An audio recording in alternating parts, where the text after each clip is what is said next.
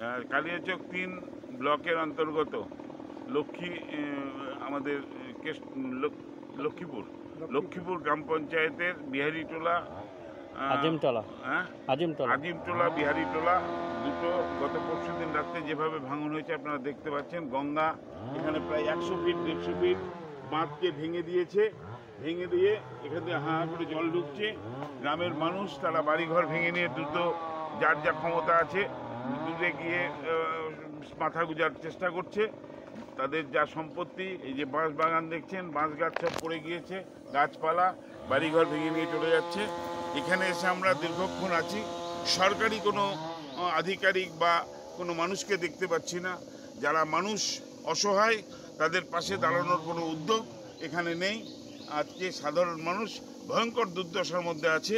এখন এর বিরুদ্ধে সমস্ত মানুষকে আমরা গত 18 তারিখে ফারাক্কা ব্যারেজের ম্যানেজার কিজিএনকে আমরা ডেপুটেশন দিয়েছি এই ভাঙন প্রতিরোধ এবং যারা ক্ষতিগ্রস্ত তাদের পুনর্বাসন, সেই দাবি নিয়ে আমরা আবার আগামী দিনে এই কালিয়াচক 3 ব্লকে আমরা ভিডিও ঘেরাও করব।